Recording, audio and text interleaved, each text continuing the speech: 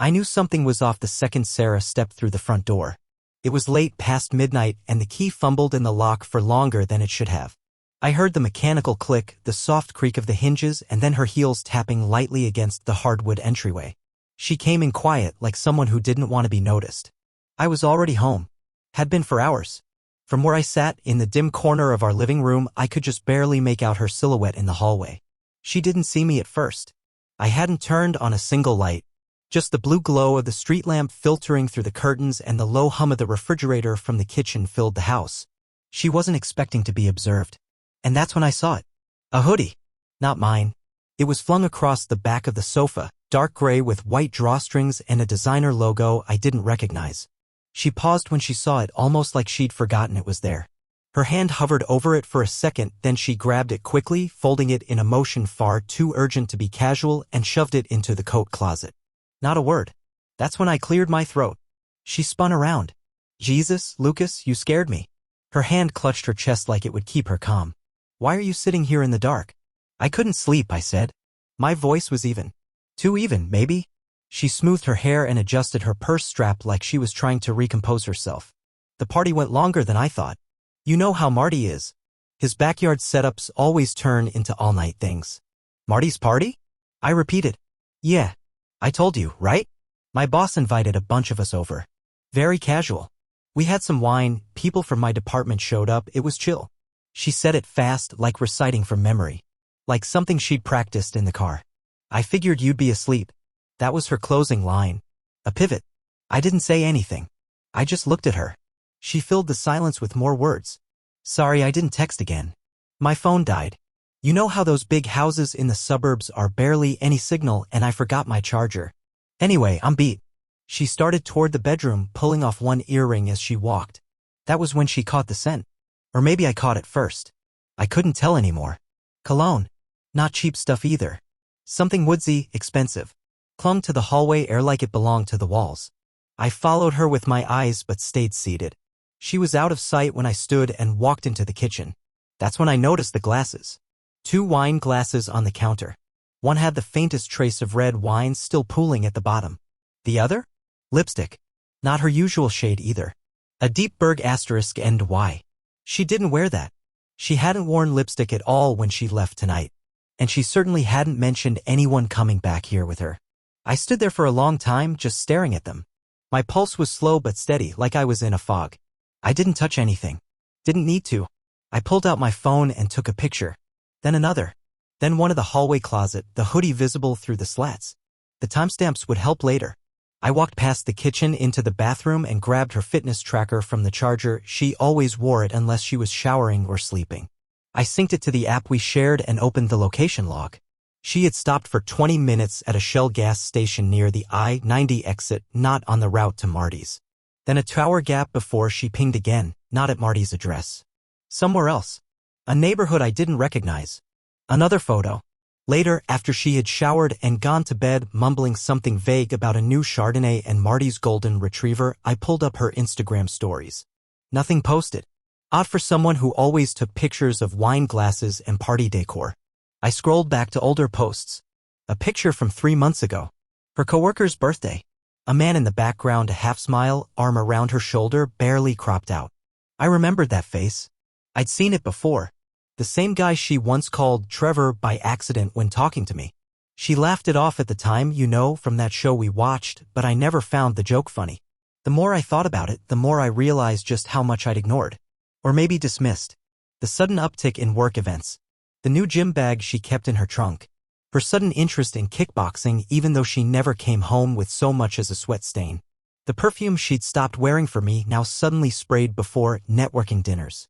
And tonight, the quiet urgency with which she buried that hoodie. I stood there, staring into the empty hallway, and I didn't feel sad. Not yet. What I felt was calculation.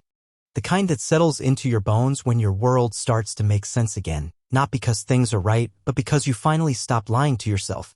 By 2:30 a.m. I had everything documented. Photos, GPS history, sent memory, timestamps from the security camera I installed last month when our neighbor's car got keyed. She hadn't seen that yet. It caught the moment she came in alone, but not before the frame picked up headlights pulling away from our curb. An Uber? A friend? No. It was too deliberate. No doorbell. No conversation. Just drop off and vanish. I didn't ask questions the next morning. I didn't even hint that anything was wrong. She hummed while making coffee like nothing had happened. She kissed my cheek like everything was fine. I kissed her back, because the truth is I wasn't ready to confront her. Not yet, but the cracks were showing, and I was done pretending I couldn't see them. The next morning, I told Sarah I needed to spend the day organizing the garage. She smiled like she believed me. I watched her drive off to her supposed brunch meeting, then shut the door behind her and locked it. The garage was my excuse. What I really needed was space. Not just physical, but mental. A place to sort through the mess that had started unraveling in my head the night before. I sat on the bench by my toolbox and stared at nothing for a long time. My hands were idle. My thoughts weren't. That hoodie. The wine glasses. The smell of another man in my house. It wasn't just one red flag, it was the parade. And now that the door had cracked open, memory flooded in. Little things. Moments I hadn't thought twice about before. I remembered that work event 3 months ago. The corporate holiday mixer at the Marlowe Hotel. Sarah had been in charge of logistics. She looked beautiful that night, sharp red blazer, heels that made her 2 inches taller than me. But what I remembered most wasn't her outfit. It was her voice. Her tone. She introduced me to her colleagues as Lucas, my husband/personal chauffeur. People laughed. I chuckled too back then. Played along. But there was something sharp in her smile. Something I dismissed as a joke at my expense. Now it stung. Had she been testing the waters even then? Checking how it felt to minimize me in front of other people? That same night, I remembered she stayed late, told me to head home because networking might go late. When she got back, it was past 2 a.m. She smelled like Prosecco and unfamiliar cologne. I thought it was a one-off. Then there was the name slip. Trevor. It happened while we were brushing our teeth. Completely ordinary moment. She asked me if I'd seen Trevor's message. I froze. She caught herself instantly. Oh my God, I meant Tyler. From the show. You know, the one with the lighthouse. I laughed it off. But I didn't forget. And then came the phone. Sarah's phone became her constant shadow around the same time she started going on work trips. She used to be the type who'd forget it in the bathroom or leave it on the kitchen island while we cooked. Not anymore. It followed her everywhere. Even into the shower. I'd hear the waterproof case click closed, the soft sound of a notification pinging under running water. Once I reached for it to silence an alarm while she was out on a run. It was locked. Not just passcode, but biometrically sealed, Face ID only. I used to know her passcode. At some point, she changed it. Never told me. She claimed she had opened a new savings account for our future. Said it was smart financial planning. But the statement came in the mail once, and I remembered seeing ATM withdrawals highlighted in yellow. All cash. All in person. Always from the same gas station on Fairview Road. The same one her tracker showed the night before. I walked to the trunk of her car while she was gone that morning. I knew I shouldn't have. But I couldn't stop myself. Buried beneath an old blanket tucked inside an unmarked gym bag was an envelope. Inside, cash. Not hundreds. Thousands. Neatly folded in rubber bands. My chest tightened. She was hiding something. Preparing for something. Not just cheating. Planning. And that made my mind go somewhere darker. I took photos of everything. Then carefully repacked it exactly as I found it. Same position. Same fold. I didn't want her to know I'd been there. I stood in the garage and thought back to the moment everything shifted. Maybe it wasn't one big betrayal. Maybe it was 1,000 small ones strung together like beads on a wire, waiting for the right moment to snap. I remembered how she stopped asking about my day. How she stopped laughing at my jokes. The way her hugs had changed from real to hollow. The way she'd started sleeping with her back to me. Had she checked out months ago while I was still fighting for us? The question haunted me. I picked up a wrench and started tightening bolts on a ladder that didn't need fixing. Just to keep my hands busy. Just to pretend I was still in control of something. At some point, I turned on my phone and stared at the fitness app we both used. Our routes used to overlap. We'd run together on weekends. Lately, her runs had gone from 5 miles with me to 8 miles alone. And now I had the data to show those solo runs ended somewhere entirely different. She used to send me playlists. Now I barely got text messages. My phone buzzed. It was her. A picture of a mimosa. Captioned, "Wish you were here," with a heart emoji. I zoomed in. Reflected in the glass was someone's sleeve. A gray blazer with a lapel pin. Not her brunch girlfriend's. I'd seen that sleeve before on Trevor in that Instagram background photo. The one she tried to crop. I took a screenshot. I didn't text back. I wasn't just suspicious anymore. I was certain. But certainty is a quiet thing. It doesn't arrive with fireworks or dramatic music. It settles in your gut, cold and steady, like a storm forming offshore. I stayed in the garage long after the sun dipped below the trees, staring at the wall, at the things I'd built, the shelves, the storage system, the careful order of tools lined up like soldiers. Everything in here made sense. Everything outside of it didn't. Not yet. But it would. Because I was done being a passenger in my own life. I was going to find out exactly how far she'd gone. And I was going to be ready. 3 days passed. I barely slept. Sarah thought I was getting better. She smiled more, kissed me a little longer in the mornings. She even made French toast, which she only ever did when she felt guilty about something. I played along. Every word, every action, I logged it like evidence. Because by then, I wasn't chasing shadows. I was hunting confirmation. The truth I already knew was out there, I just needed to see it for myself. I had installed the tracker on her car 2 months ago. I told myself it was a backup safety precaution for long trips. A rationalization. But in reality, I think I'd already started to doubt her back then. Not openly. Just beneath the surface where denial liked to live. I pulled up the app again that evening while she was in the shower. Her location blinked on the map, Green Hollow Lane. That wasn't Marty's neighborhood. It wasn't anywhere near her company's building either. She told me she had a client dinner. Somewhere downtown. But her car wasn't headed toward the city. It was coasting along Route 19, past the business park, curving into farmland and distant woods. I zoomed in. There were maybe a dozen homes on that stretch. Most of them old cottages with long driveways and wide front porches. I took a screenshot of the map, grabbed my keys, and left. Did I hesitate? For a second. Right before I reached the car, I stopped at the door and stared at the picture she'd framed of us in Montreal. It was from 2 winters ago. We were bundled in scarves, holding hands with hot cider, pretending the cold didn't bother us. She looked happy in that photo. I wondered how much of that was real. Then I got in my car and followed the signal. It took 40 minutes to get there. She was already inside by the time I arrived. The house sat on a small hill, partially hidden by bare winter trees. A black sedan was parked in the gravel drive. I didn't recognize it at first, but the license plate matched the partial one I'd seen on her location logs the week before. I parked down the hill, far enough to be hidden but close enough to see. I turned off the engine and waited. I kept my eyes on the house, every window lit. There was movement in the living room, 2 figures crossing back and forth, blurry behind the curtains. I stared so long my vision started to blur. Then, after what felt like forever, the door opened. She stepped out. Sarah. Laughing. Hair down, coat unbuttoned, champagne glass in hand. And then came the man. Trevor. I knew it was him the moment I saw the shape of his jaw. Same guy from the birthday photo. Same guy from the reflection in her mimosa glass. He came up behind her and slid his arm around her waist like it belonged there. They kissed. Not a peck. Not some shy, uncertain thing.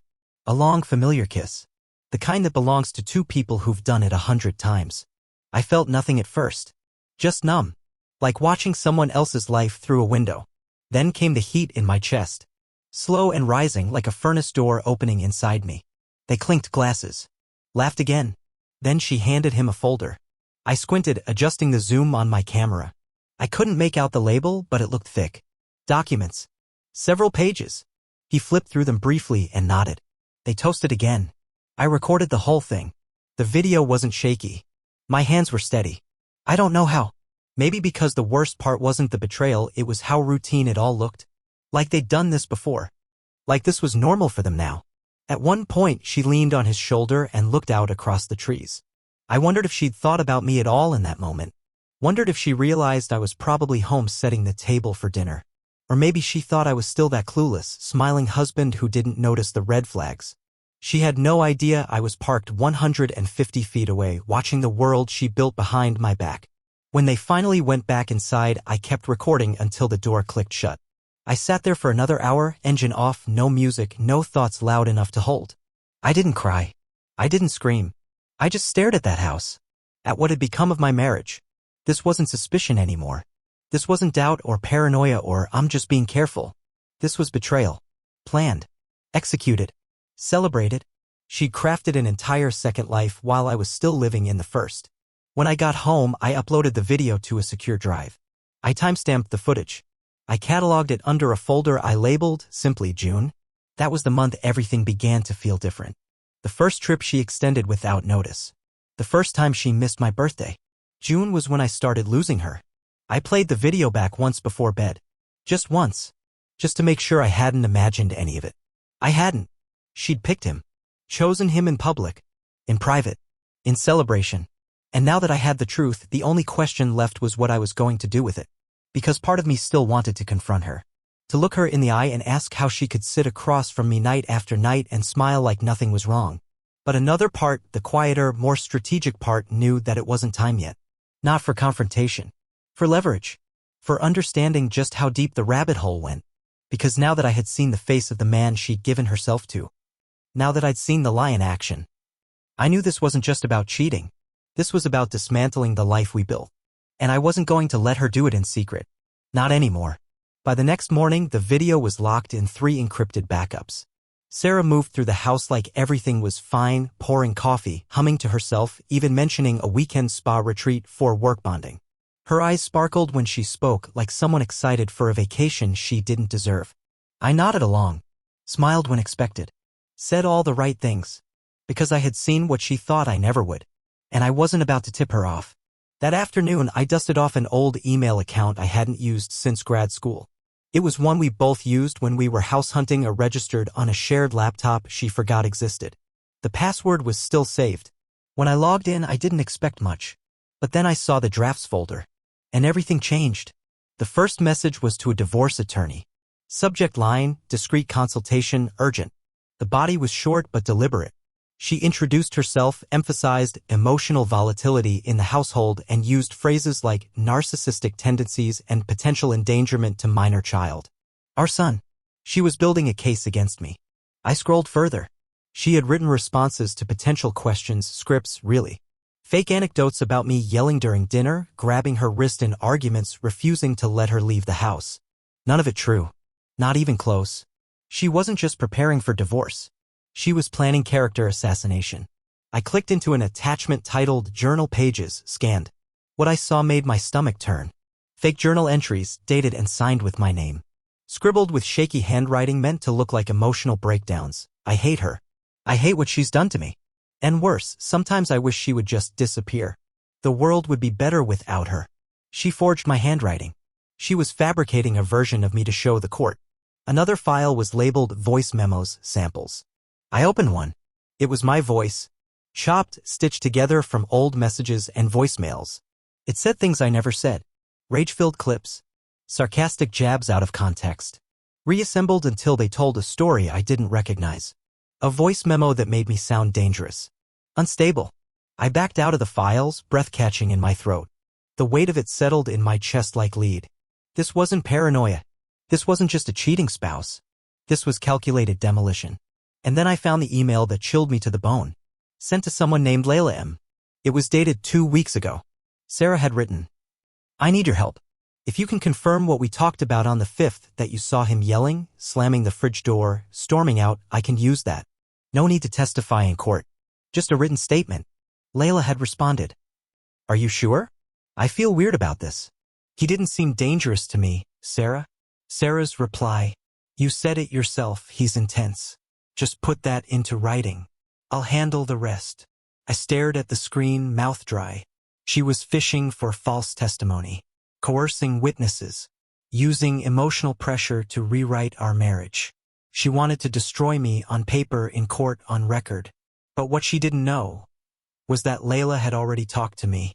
Weeks ago, Layla pulled me aside at a birthday party and said, Are you and Sarah okay? She asked me something strange about you. Like if you ever got physical during fights. It didn't sit right with me. I played dumb. Just enough to make Layla keep talking.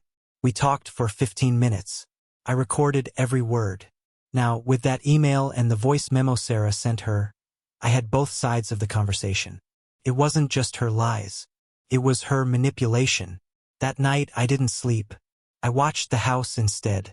Every time Sarah smiled, every time she tucked our son into bed, every time she made small talk about upcoming work conferences, I cataloged it like evidence in a file.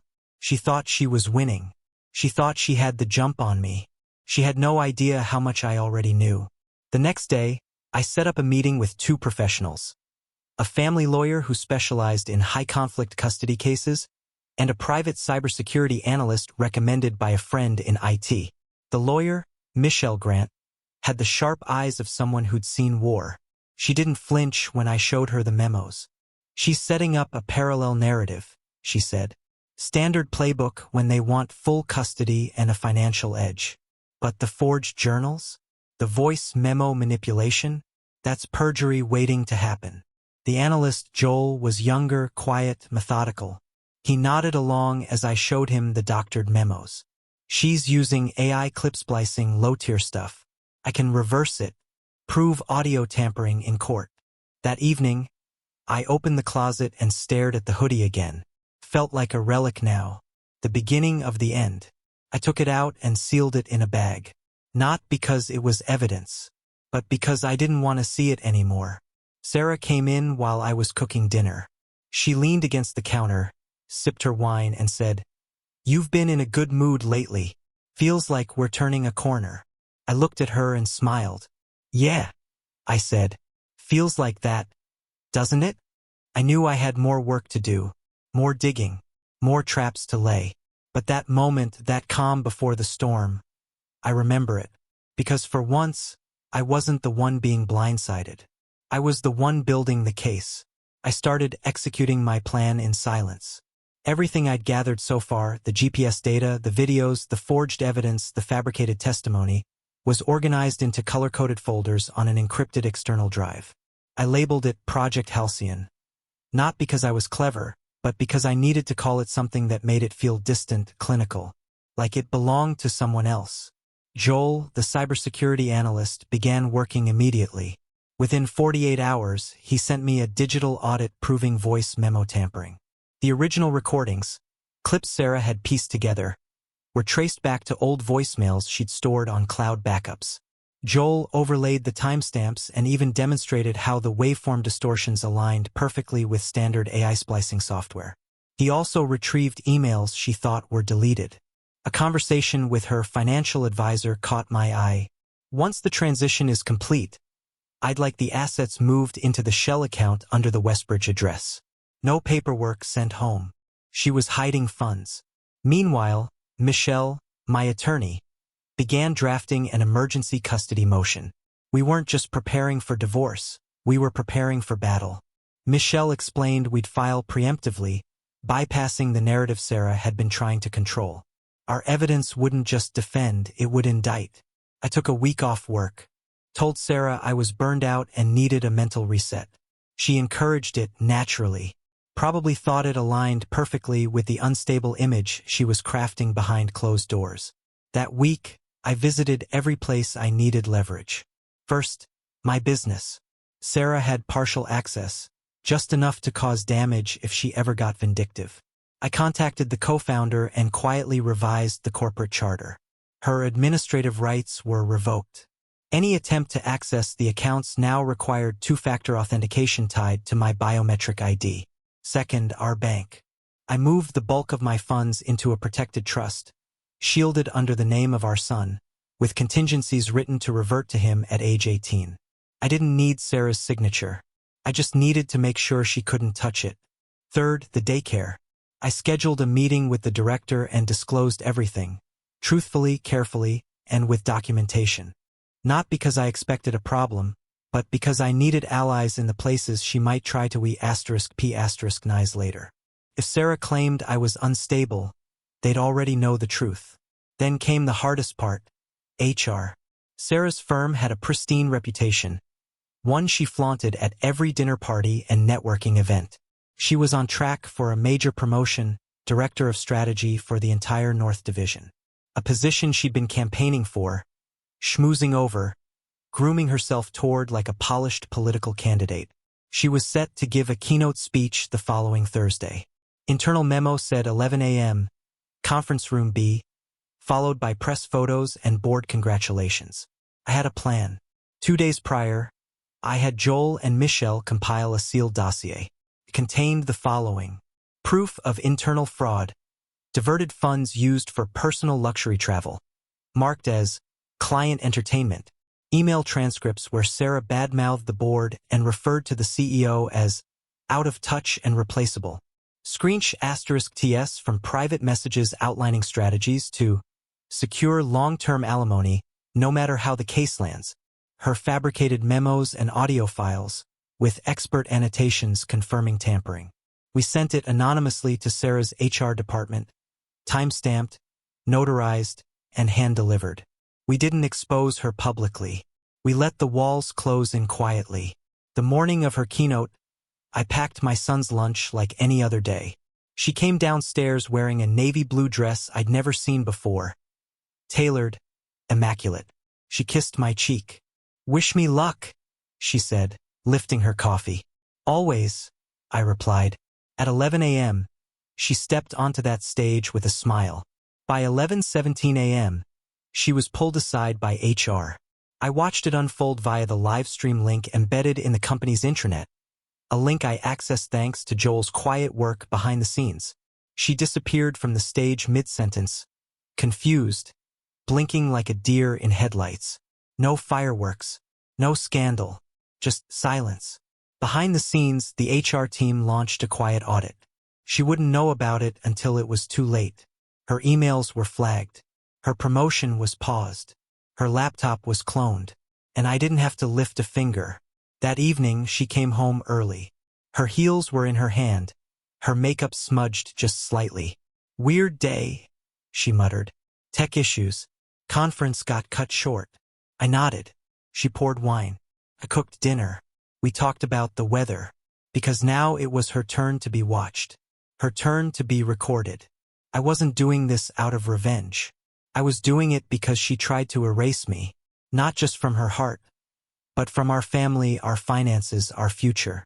She had planned to frame me as a threat. Now she was the one under scrutiny. I tucked our son into bed that night. He asked me to read the same story we always read. About the dog who finds his way home through a maze of lights and fog. I closed the book and kissed his forehead. Then I stepped into the hallway and closed the door. In the silence of that moment, I felt it. The shift. I was no longer reacting. I was executing. And Sarah had no idea what was coming next. By the time we stepped into the courtroom, the air between us had gone cold.